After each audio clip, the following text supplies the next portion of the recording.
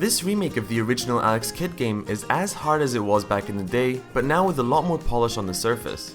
As someone who never played a game in the series, and was never drawn by it either, this remake actually got me interested in giving the game a go. The aesthetic is gorgeous, the characters look cartoony and lively, the lighting effects are beautiful, and the animation is so fun to watch. Interestingly enough, the game allows you to switch back to the old look of the game at the click of a button. It makes you really appreciate just how far we've come, and how much great work the devs put into creating an atmosphere and unique look to each level. The music is fun, although nothing to write home about. It had my head bopping and it accompanied the levels well. Now the most important aspect, gameplay. Platforming and jumping feels totally fine. Unfortunately, because this is a faithful recreation of the old game, it comes with a lot of the flaws the original had too. I found that the level design in this game is a bit uninspired. Most of the levels consist of breakable blocks, which are used as obstacles, or sometimes contain power-ups. Sometimes it can be fun to try and figure out the mini puzzle of which order to break the blocks to get some extra money in your pocket. However, I found that after a while this quickly became a bit tedious. Your basic attack is very short-ranged, so you need to get right up to each one, and there are just so many blocks. Obviously you can skip them if you'd like, but it's fun to collect stuff, and you do want to gather enough money to buy items later on in the game. Moving on to enemies. Most of them die in one hit, although there are a few that take a bit more of a beating. You, however, will take one hit to die, and combine that with a short-range melee attack and sometimes unfair feeling hitboxes, this can lead to a bit of frustration. There is still a life system, and if you run out of all of them, you'll be put back at the beginning of the level. Thankfully, for those interested, you can enable infinite lives in the options if you think the mechanic is outdated, although most levels are quite short. Some levels begin with a shop, where you can purchase items whose function you have absolutely no idea of. They'll be consumed upon use, so you have to just hope that you use them in the right situation.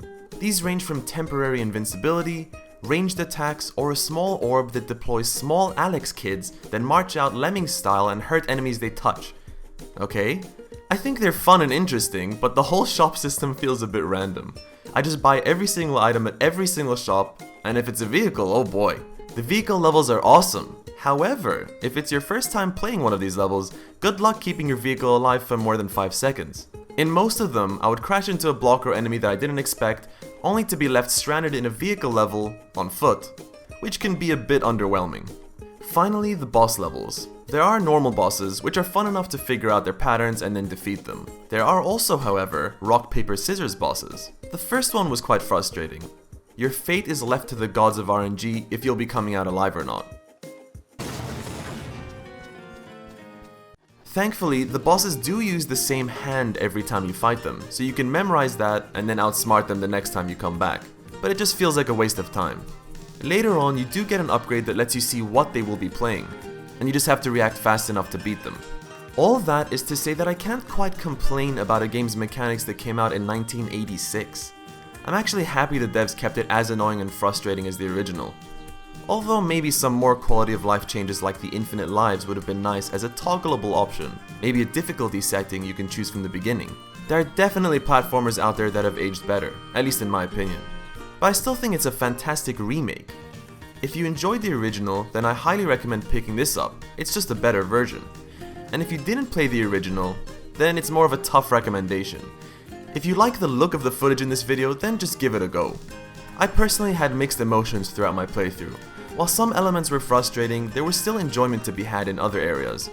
Overall, I give it my official seal of decent game.